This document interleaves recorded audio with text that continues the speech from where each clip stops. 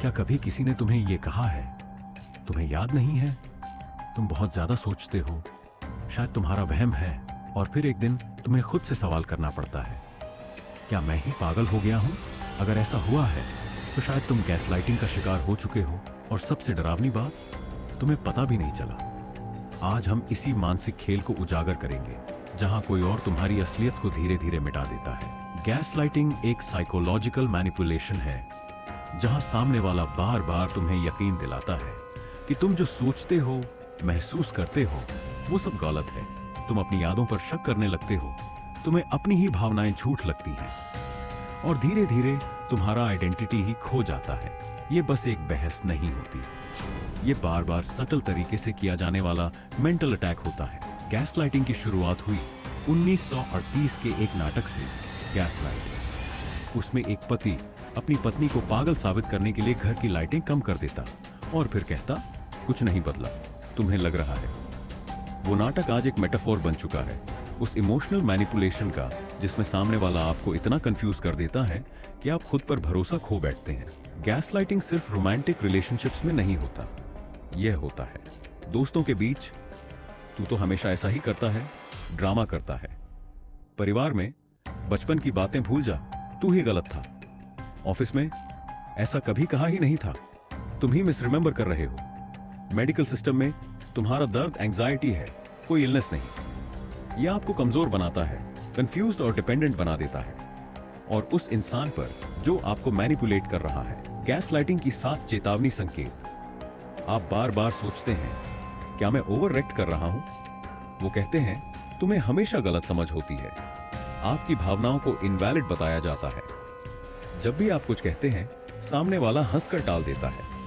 हर लड़ाई के बाद आप ही गिल्टी महसूस करते हैं। आप अपने डिसीजंस पर भरोसा करना बंद कर देते हैं।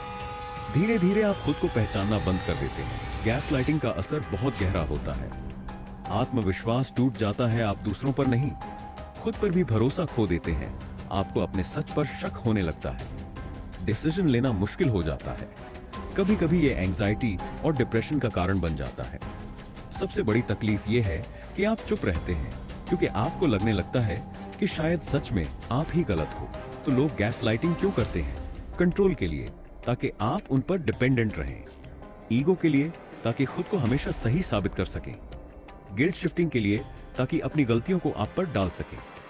मैनिपुलेशन हैबिट, कुछ लोगों के लिए यह आदत बन जाती है। गैसलाइटिंग से बाहर निकलने का तरीका, पहचानो कि ये हो रहा है, जो हुआ है उसे लिखो। तारीख, समय, क्या कहा गया। किसी ट्रस्टेड व्यक्ति से बात करो। जब कोई आपको गलत साबित करे, कामली कहो, मुझे पता है मैंने क्या महसूस किया है। बाउंड्रीज बनाओ, हर बात को एक्सेप्ट मत करो। जरूरत पड़े तो दूरी बनाओ। मानसिक या शारीरिक थेरेपी लो। हीलिंग आसान नहीं होती, पर मुमकिन है। गैसलाइटिंग से उबरना एक प्रक्रिया है, पर जब आप अपनी आवाज वापस पा लेते हो, तो आप वो बनते हो जो सबसे मजबूत इंसान होता है, खुद पर यकीन रखने वाला। आज का वीडियो यहीं तक नहीं है, ये एक शुरुआत है।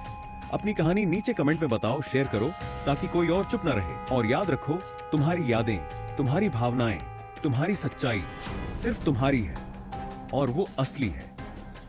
अगर आपको गैसलाइटिंग का यह काला सच समझ आया, तो आपको रॉबर्ट ग्रीन की 48 लॉज ऑफ पावर जरूर देखनी चाहिए।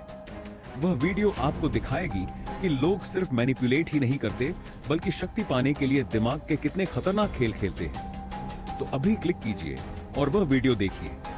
और हाँ, चैनल को सब्सक्राइब करना मत भूलिए, क्योंकि ऐसे ही डार्क साइकोलॉजी के और राज मैं आपको बताता रहूंगा।